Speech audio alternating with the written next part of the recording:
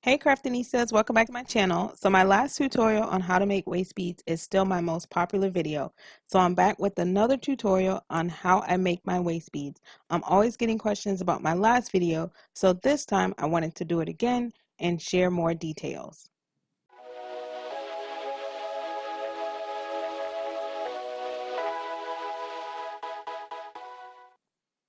So to me, waist beads are a very specific item that I wear either one at a time, and sometimes I'll wear them in multiples. Each set that I wear is a gift to myself that represents an intention I have set for my life. So before I pick my colors or pull out my supplies, I start by setting my intentions.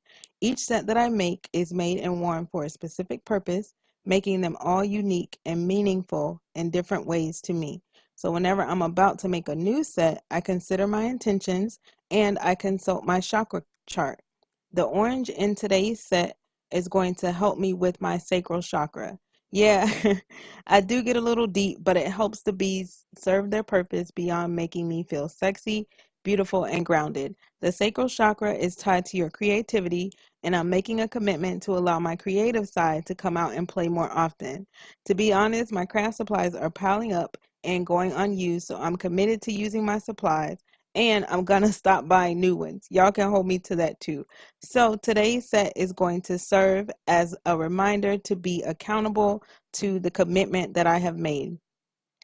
So let's talk supplies. You're gonna need seed beads, of course. There's the skew. These are from Joann's.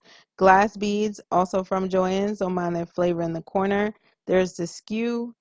The semi-precious chip bead pieces are from Michael's. There is the skew for that.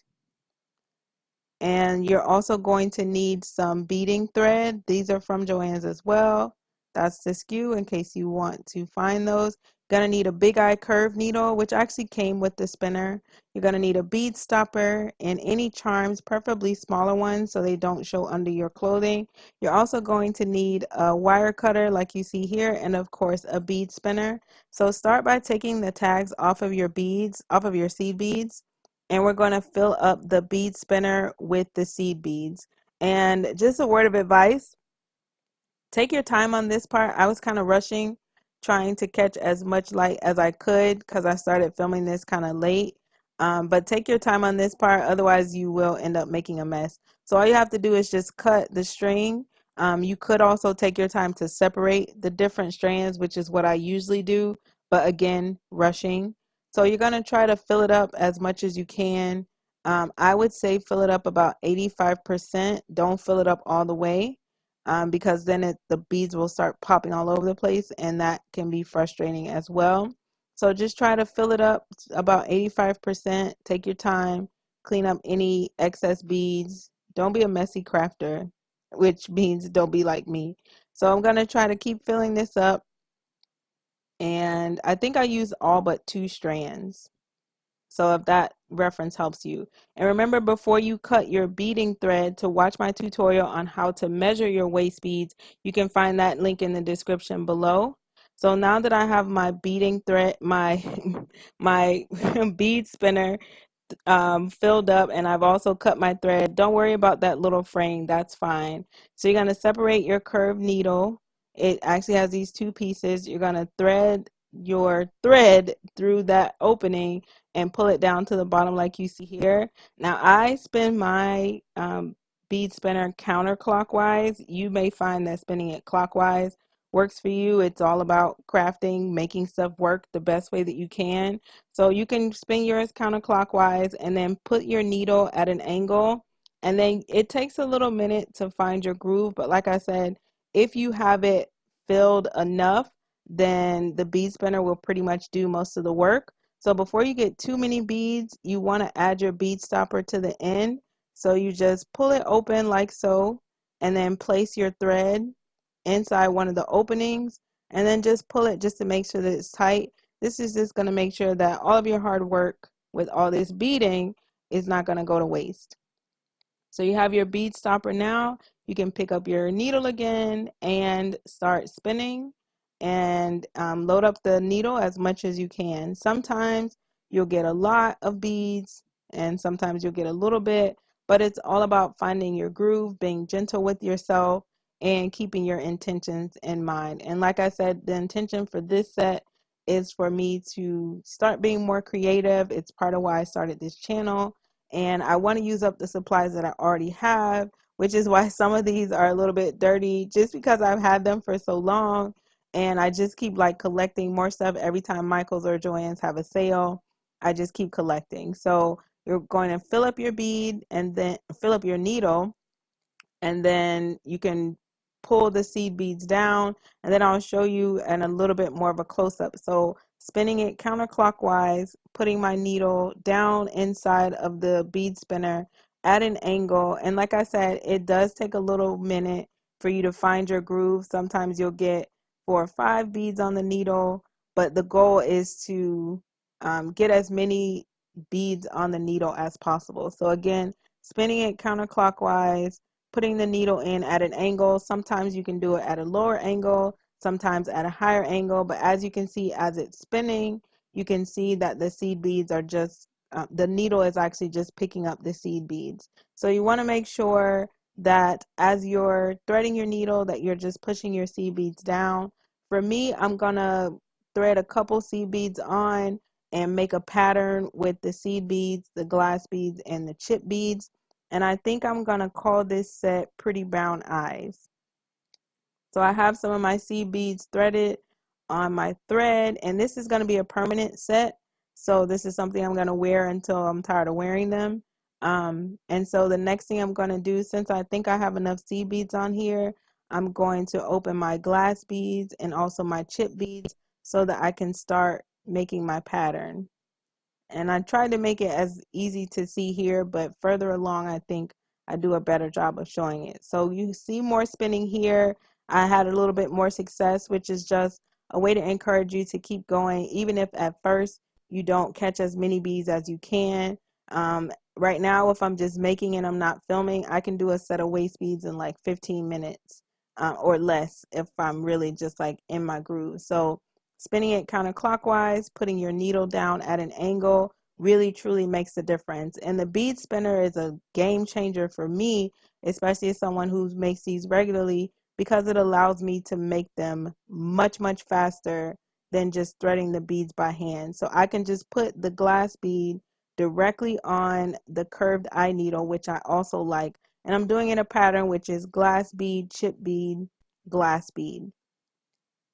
And that's why it's Pretty Brown Eyes. All right, so just a little bit more spinning that you'll see here. And as you can see, I'm starting to pick up more beads with each spin, which is getting me more excited than you know. So I'm just spinning just to pick it up and to fill up my bead, and I'm establishing a pattern as well. If you're going to sell these, then I would make it something that's more measurable. So I would say, you know, every 2 or 3 inches, then I would create a pattern, something that you can make consistently. But for me, I'm just allowing my hands to guide my pattern. So I'm just looking at the pattern as I go along and saying, oh, it looks like I've kind of filled up the same amount of space. But if I were making these to sell, I would definitely be more meticulous and measuring and everything to say, you know, every 4 or 5 inches, I'm going to make the pattern again versus what I'm doing here, which is just really random. And this is just for demonstration purposes. So if you plan on selling these, then I would definitely also recommend that you use your measuring tape to make it more consistent so that your customers will know what they can expect, and when they order, it's something that they saw in your mock-up photos. All right, so I filled it up, and I'm gonna do it just a little bit more just so you guys can really see, because on my last video I got a lot of questions like, what does a bead spinner look like? And so this time I said, well, I'll show y'all exactly what it looks like when I'm using it. And so you're welcome to keep watching this part over and over just to see like what it looks like, because it does take a little bit of time to get used to, especially if you're used to beading and threading stuff by hand. So I'm pretty satisfied with the way that it's shaping up. I actually really love this set, and I can't wait to tie it and get my intention, like to make it something that's a physical manifestation of my intention. So here is what the set looks like. As you can see, it has the orange chips in the middle. And again, this wasn't necessarily about making a pattern. This was more so to show you how to use the bead spinner and the thread and my supplies, because these were the questions that I got asked the most on my other video, which was like, how do you use the bead spinner? And like I said, I think I used all of it except 2 strands. And so now I'm going to go ahead and move the bead spinner out of the way, and I'm going to add my charm to finish it off. This charm is a mustard seed, which all my Christians and PKs know what the mustard seed symbolizes in the Christian faith. So this is just another way that I'm solidifying that. And do not come for me saying that Christians and crystals don't mix. I don't want to hear it. So this set is finished, and before I'm ready to truly set my intention by tying it and making it permanent, I'm just going to put both ends inside of the bead stopper until I'm ready to tie it. If you want to see how I tie my waist beads, you can go to my previous video, which I'll place in the description. But again, this set turned out to be really pretty. I love the orange, I love the browns. It's perfect for the fall, really perfect for year round. And I love the mustard seed bead. You can find those at Hobby Lobby, which they've really stepped up their charm selection. And I really do just love this set. So it came out beautifully. You can see like the pattern is not perfect. That's okay. I've learned to extend myself grace so that everything does not always have to be absolutely perfect. I try to strive for excellence more than perfection.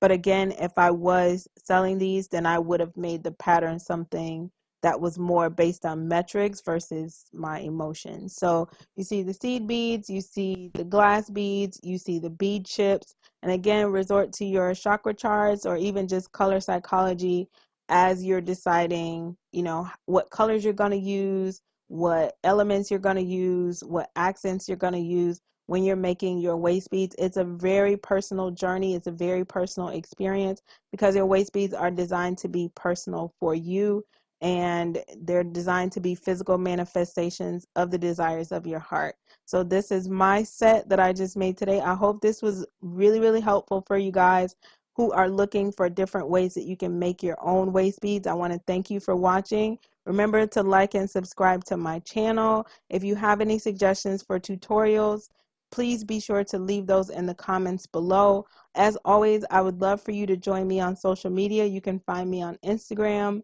and Facebook. My Facebook group is called Crafters Plus Creators. That's it for today. Thank you for watching. Take care.